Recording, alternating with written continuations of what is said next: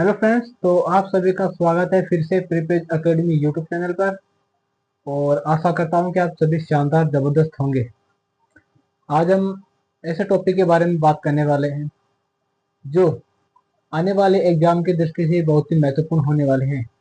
आप किसी भी एग्जाम की तैयारी कर रहे हो, चाहे वो रेलवे हो, एसएससी हो या दिल्ली पुलिस या अन्य कोई एग्जाम, ये टॉपिक सभी एग्जाम के लिए महत्वपूर्ण होने वाला है। और उस टॉपिक का नाम है जनगणना 2027। तो आज हम बात करेंगे जनगणना 2027 के बारे में।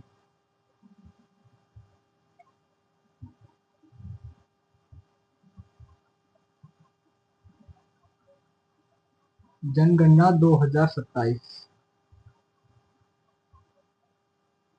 तो पहले हम बात करते हैं जनगणना की। जनगणना होती क्या है? ठीक है, जनगणना किसी जो देश की जनसंख्या, उसका सामाजिक आर्थिक स्थिति और वहाँ की जो आवास संबंधी जो भी डेटा है उनको क्या करना, एकत्रित करना, उसको क्या कहते हैं अपन? जनसंख्या कहते हैं। ठीक है। वर्तमान में सन 2027 में जो जनगणना होने वाली है वो डिजिटल जनगणना होने वाली है। कौन सी जनगणना होने वाली है?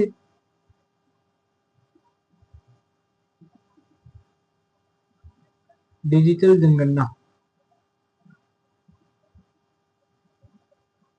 डिजिटल सेंसस होने वाली है 2027 में। ठीक है।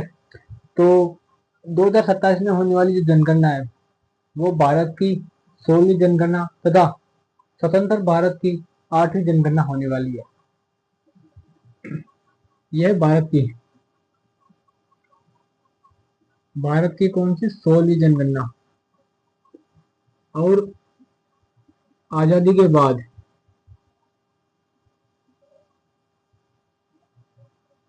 आजादी के बाद ये 8वीं जनगणना है। 8वीं जनगणना। ठीक है। इसकी जो जनगणना है जनगणना है वो दो भागों में या दो चरणों में आयोजित की जाएंगी। ये कितने चरणों में आयोजित की जाएगी? दो चरणों में। यह दो चरणों में आयोजित की जाएगी। ठीक है। पहला चरण पहला चरण जो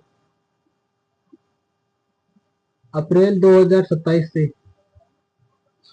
सॉरी, 2026 से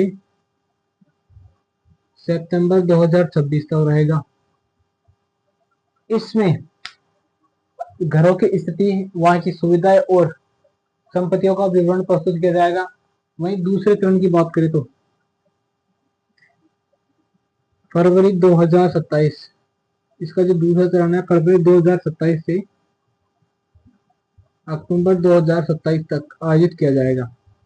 इन दो चरणों में इन दो चरणों में जनगणना का पूरा विवरण किया जाएगा। ठीक है, कि कितनी जनसंख्या भारत में वर्तमान में पाई गई है। ठीक है। इसके अलावा जो भी है, आवास से संबंधित जो भी डेटा है, घरों की स्थितियां हैं, या फिर जो भी सामाजिक आर्थिक की जो स्थिति है उनके बारे में जनगणना के माध्यम से हम इन दो चरणों से रिपोर्ट प्राप्त करेंगे। ठीक है। अब बात करते हैं कि जनगणना जो 2027 है वो कैसी होने वाली है? डिजिटल जनगणना। ठीक है।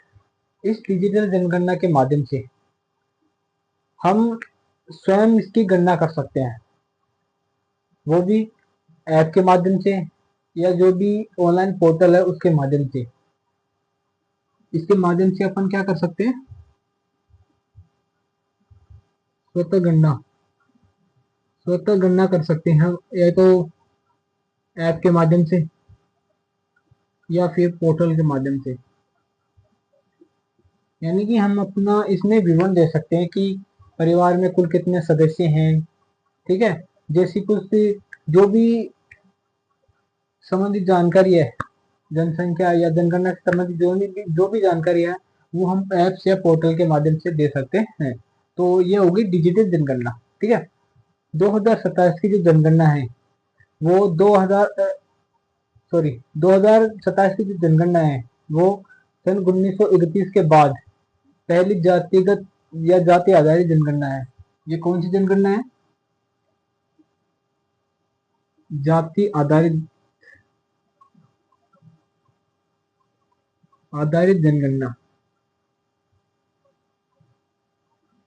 और ये महत्वपूर्ण भी है, क्योंकि इस बार एग्जाम में ये पूछ सकता है कि जो जनगणना 2027 में होने वाली है वो किस आधार पर होने वाली है, तो वो होने वाली है जातीय आधारित जनगणना। ठीक है, तो इसके शुभंकर की बात करेगा, शुभंकर रखा गया है, इसके शुभंकर की बात करें तो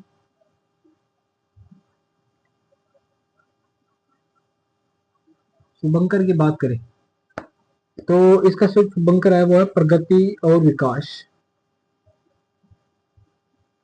प्रगति और विकास, ठीक है। जिसमें प्रगति है वो महिला प्रांगण है, महिला प्रगणक है, ठीक है। वहीं जो विकास है, विकास को पुरुष प्रगणक कहा गया है, ठीक है। और इसका एक नारा है, जन भागीदारी से जन कल्याण। 2027 की जो जनगणना है इसका नारा दिया गया है,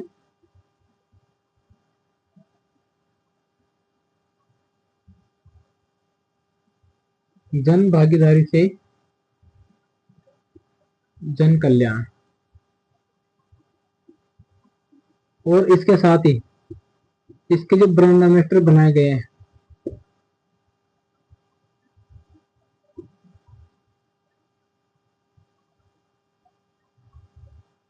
इसके जो ब्रांड एम्बेसडर बनाए गए हैं, इसके जो ब्रांड एम्बेसडर बनाए गए हैं वो है सुदर्शन पटनायक। कौन है? सुदर्शन, सुदर्शन पटनायक,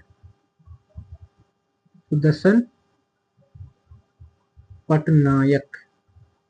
अच्छा, इसके बारे में हम बात करें सुदर्शन पटनायक के बारे में, तो सुदर्शन पटनायक है वो ओडिशा से संबंधित है, जिन्हें 2014 में रेत कला के लिए पद्म श्री अवार्ड दिया गया था। तो ये क्वेश्चन भी बहुत महत्वपूर्ण हो जाता है कि इन्हें 2014 में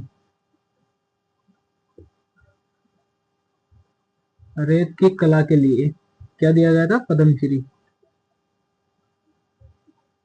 पद्म श्री अवार्ड दिया गया, ठीक है। और इनका जो संबंध है वो कहाँ से है? ओडिशा से, ओडिशा से इनका क्या है? संबंध है, ठीक है। तो और इसका जो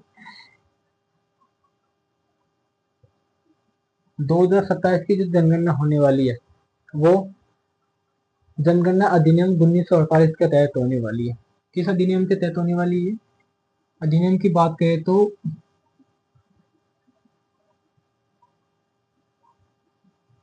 जनगणना अधिनियम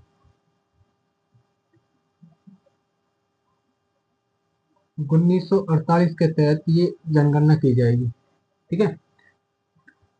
जनगणना है वो संघ सूची का विषय है और भारतीय संविधान में अनुच्छेद 246 में इसका उल्लेख किया गया है, जबकि अनुसूची 7 में इसका उल्लेख किया गया है, ठीक है। इसका जो उल्लेख है, जनगणना के उल्लेख की बात करें तो संविधान के अनुच्छेद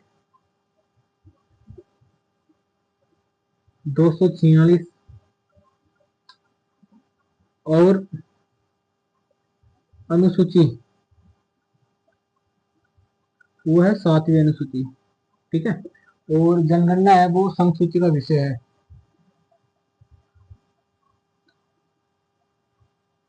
संघ सूची का विषय।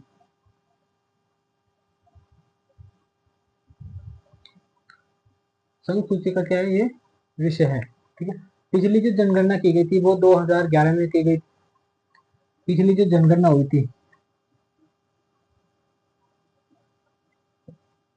पिछली जो जनगणना हुई थी 2011 में हुई थी, और 2011 की जनसंख्या के अनुसार जो भारतीय जो जनसंख्या थी वो 121 करोड़ थी।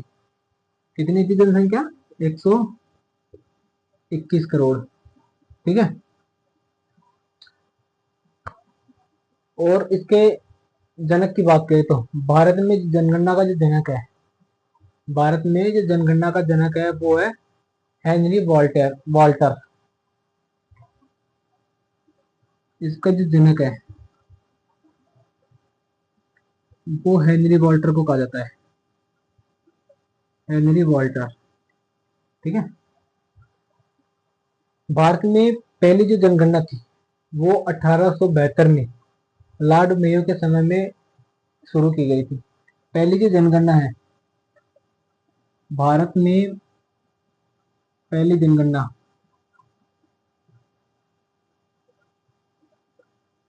वो 1872 में लॉर्ड मेयो के समय, लॉर्ड मेयो के समय में शुरू की गई थी। इसके बाद में विधिवत रूप से, यानी कि 10 वर्षों के अंतराल पर जो जनसंख्या होती है वो नियमित रूप से सन 1881 में लॉर्ड रिपन के समय में शुरू की गई थी। नियमित रूप से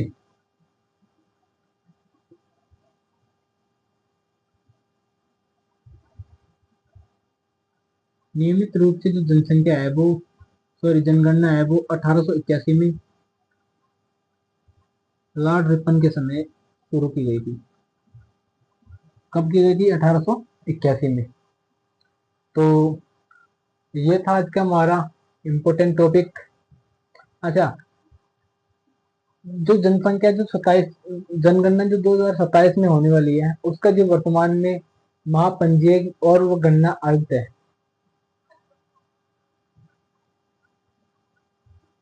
इसका जो महापंजीयक एंड जनगणना आयुक्त जो चुना गया है, या जनगणना जो आयुक्त है वर्तमान में, वो है मृत्युंजय कुमार नारायण। मृत्युंजय कुमार नारायण, ये वर्तमान में महापंजीयक जनगणना आयुक्त है। तो ये थी आज की हमारी छोटी सी क्लास जनगणना 2027 के ऊपर। आशा करता हूँ कि आपको ये क्लास पसंद आई होगी। मिलते हैं अगली ही वीडियो में ऐसी ही एक महत्वपूर्ण टॉपिक के साथ। तब तक के लिए धन्यवाद।